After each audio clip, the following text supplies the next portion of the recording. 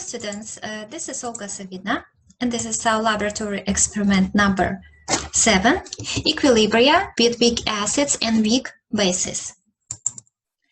So, in this experiment, we will study equilibria with weak acids and weak bases, solutions containing a single solute, and it could be either weak acid or a weak base, and also salts will be included in this category, because when salts hydrolyzes, a salt reacts with water to form its conjugate acid and hydroxide ion, or its conjugate base and hydronium ion.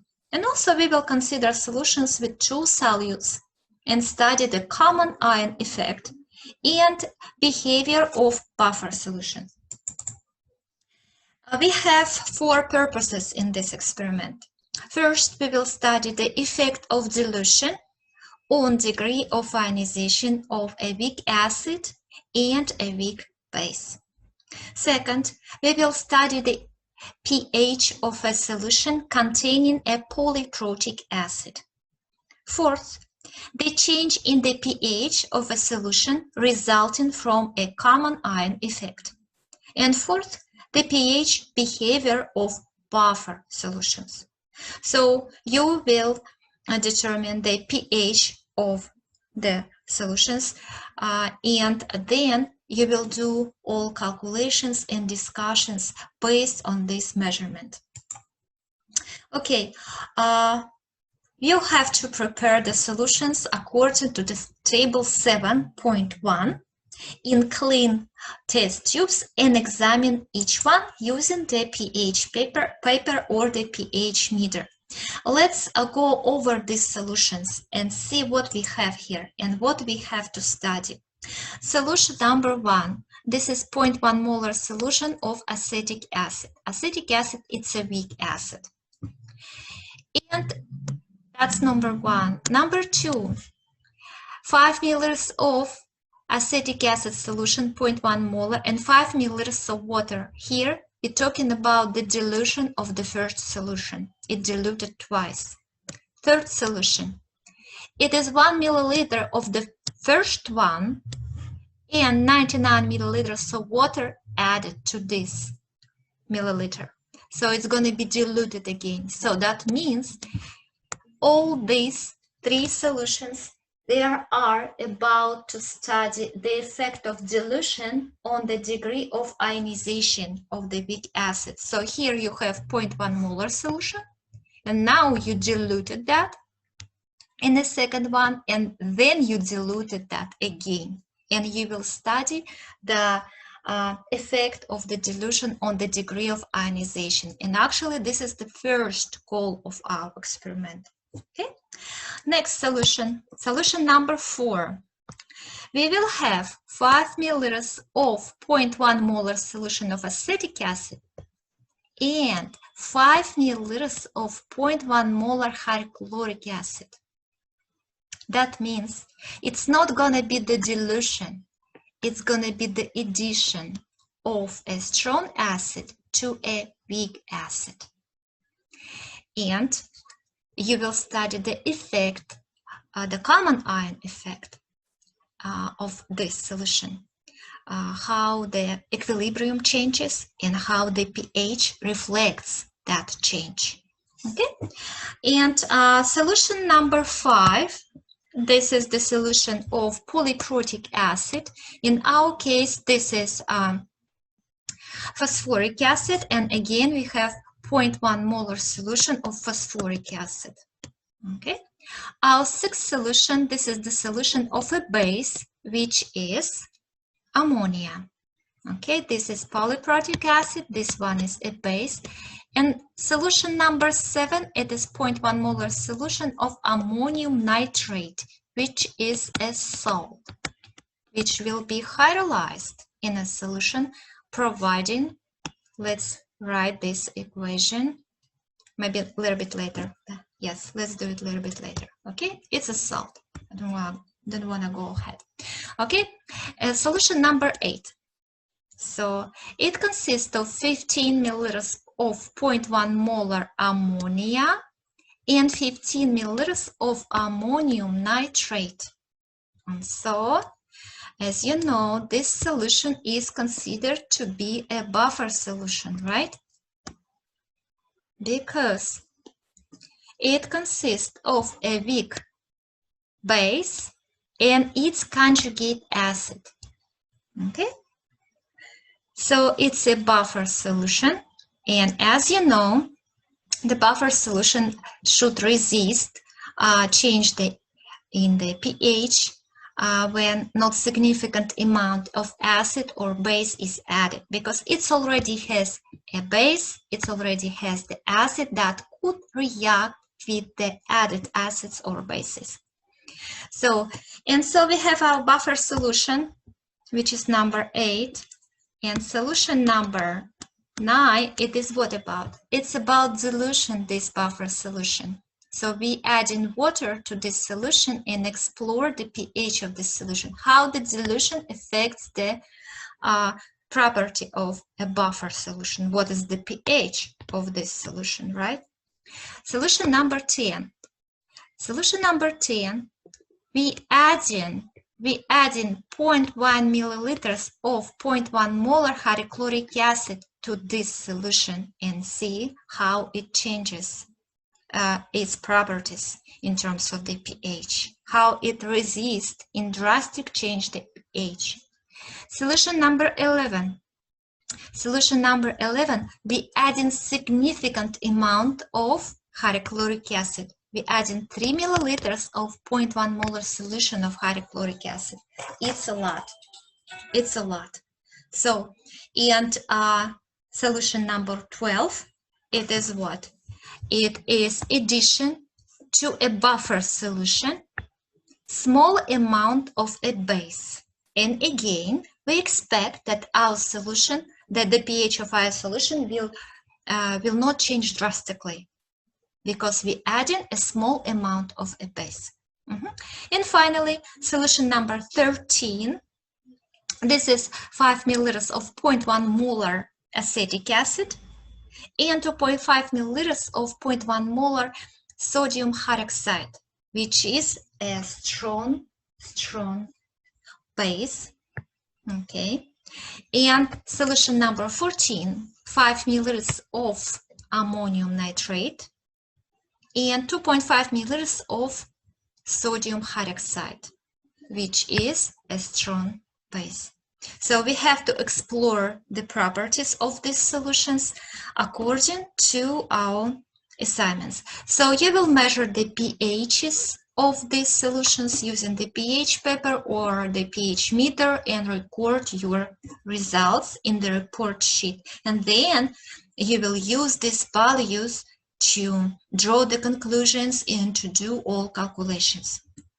And I'd like to help you a little bit with answering some post-lab questions. First question, we have to calculate the degree of ionization of acetic acid in solutions 1 through 3. So solution number 1, number 2, and number 3, they all have 0.1 molar solution of acetic acid, initially undiluted and then diluted and diluted again. So how you have to do that? So first of all, you will measure the value of the pH, right? And then from this value, you have to calculate molar concentration of hydronium ion. How you can do that? You have to remember the formula that molar concentration of hydronium ion is equal antilog of negative pH. And here is the formula. So using this formula, you can calculate the molar concentration of H3O+. And now, to determine the degree of ionization, you have to divide this molar concentration of hydronium ion by molar concentration of the solution. Okay, by molar concentration of the solution. For the first solution, you have 0.1 molar solution. But for the second one, it'll be diluted. So that means you have to calculate the molar concentration of diluted solution for the second one and for the third one. So you can do it using this formula. M initial times V initial is equal M final times V final. It'll work. So, for example, let me return back. For the second solution, if we consider the second one, we have 5 milliliters of 0.1 molar solution of acetic acid and 5 milliliters of water. So we can easily use this formula and determine the molar concentration of our new solution. So 0.1 molar solution times 5 milliliters over 10 milliliters, because 10 milliliters it's a total volume, so you can find the M final so easily, very easily. So in this case it's going to be I would say 0.5 molar solution. Let me check myself just in case. Yes, 0.05 molar solution. So that's it, and you can find easily the degree of ionization for the second one. Okay, and the same for the third one. For the third solution, so we have what?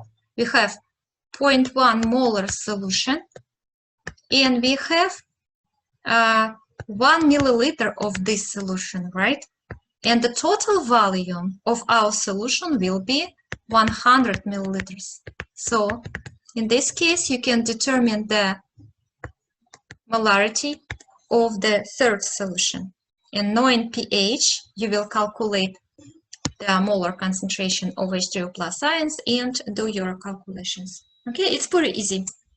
Next, question 2a. Calculate the expected pH of the following solutions.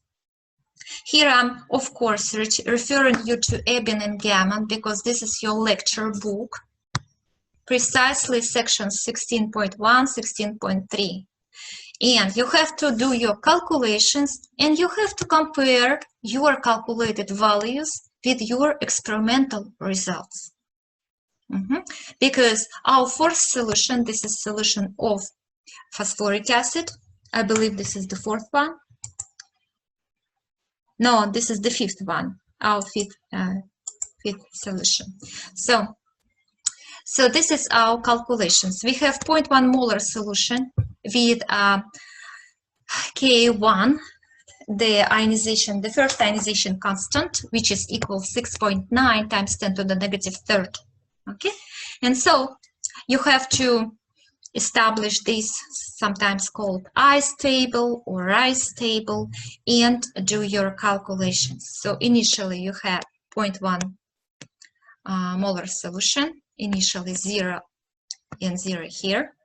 Change negative x for H3PO4 plus x, and here 0.1 minus x, here x plus x. So Ka will be K1 will be equal what? Equal the molar concentrations of product over the molar concentration of our reagent, which is phosphoric acid. And so Ka1, it is what? It is, from our equation, x squared over 1 minus x. You will ignore this small value and you will have this expression. Ka1 is equal 6.9 times 10 to the negative third gives you x squared over 0.1. You can easily solve this equation. So x will be equal what? Square root of 6.9 times 10 to the negative third times 0.1. Easily determine x, and it will be in this case the concentration of hydronium ions, and then find the pH using this formula. The pH is negative log of hydronium ion, and compare your values with the experimental values. Okay, so that's clear. And here is question 2b. Calculate the expected pH for the following solutions. And here 5, 6, and 7. Here we're talking about a base. We talk about ammonia. It should be done similarly to the previous example. Kb is given to us, and again we have to solve for OH minus here. You will find the concentration of OH minus, which will be equal what? Which will be equal to, let me do it this way. So 1.8 times 10 to the power of -5 will be equal x squared over 0.1. X will be equal what? Square root of 1.8 times 10 to the -5 times 0.1. Okay, and it will be your OH minus molar concentration, and you will calculate POH knowing this value, and then finally pH using this formula. Okay, I think it's clear. I think it's clear. You can easily do that. And talking about question 2C, I did not include it into this PowerPoint, but in question 2C, you have to calculate the pH of the following solution. So talking about this one, you have to determine Ka. Ka for this example will be determined using formula Ka times Kb gives you Kw. Kw is a known value, right? Kb for NH3 is here given 1.8 times 10 to the -5, and you will find Ka. In our case, it's going to be for NH4 plus ion. You will find it and follow the same procedure to determine the pH and compare with your experimental value. Next, question 3A.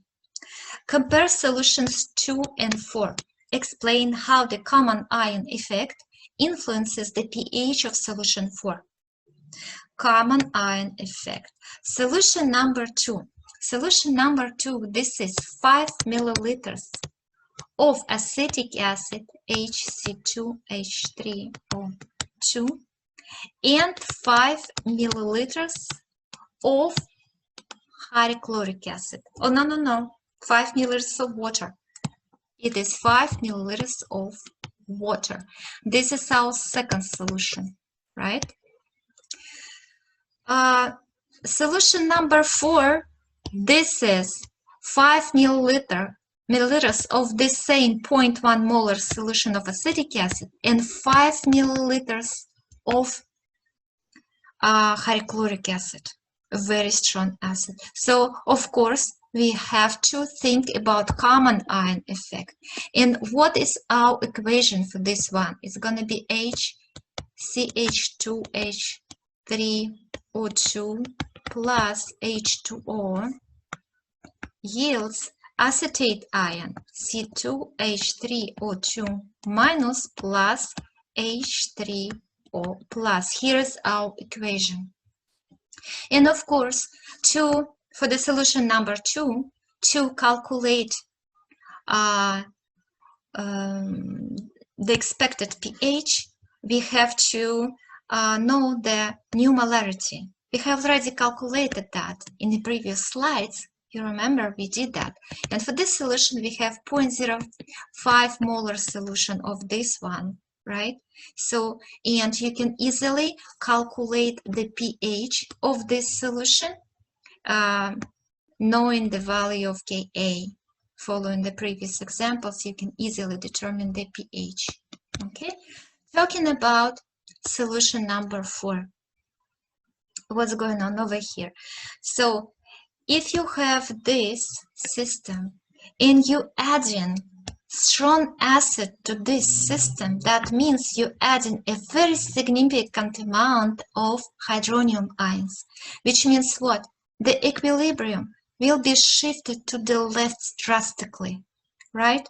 And so that means our value of the pH will be determined by the value of by the amount of the strong acid, because it will predominate in the solution, right? And so in this case, we can easily use this formula: the pH is equal to negative log of H3O plus. Okay, and again, H3O plus should be determined. So you have 5 milliliters of 0.1 molar solution, and total value is 10 milliliters. So you can determine the molarity of this solution and then determine the pH, and of course compare this pH with your experimental result. If something is wrong, you can make a conclusion what's wrong. You can discuss it. This is why we're doing this experiment, because not always your experimental results should match the expectations. Some errors are possible, of course, but for us it's important to learn to explain them, to think about them, and to learn chemistry behind the experiment.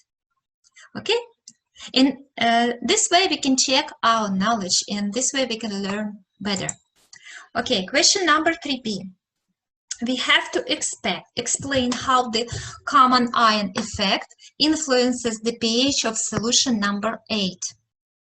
Compare the observed pH with the calculated value. So here I'm discussing solution number 8. Solution number 8, which consists of equimolar amount of ammonia and ammonium nitrate. So that means in our system we have already present, ammonium ion and ammonia ion. Here's our system, and here are my values of molarity. Okay, of molarity I have calculated that already, and I can do it for you too. So what we have for this one: 15 milliliters of 0.1 molar NH3. We have, I will convert milliliters into liters right away. So 15 milliliters is gonna be 0.01 liters. I will do it this way. So, or even I don't have to convert it. I can do it easily without conversion, because I have to divide it by the total volume in milliliters. So 15 times 0.1, here is my mils, molar, over 30 milliliters. I cancel my milliliters, right? So, and I'm getting this number. Let me check it again. 15 times 0.1 over. So yes, 0.05. For both, for this and for this, we already have them in the solution, right? And so, what is the change? For the NH3, negative X, for NH4 plus X, for OH minus plus X. Okay, at equilibrium, you will have for NH3 0.05 minus X, for NH4 0.05 plus X, and for OH minus plus X. Kb is known, so, and it's gonna be what? NH4 plus times OH minus over NH3, molar concentrations of these. Okay, so knowing that, you will find the OH minus molar concentration, right? And then POH. POH will be negative log of OH. And finally pH. That's it. Not so complicated. Just focus on this simple math to avoid any mistakes.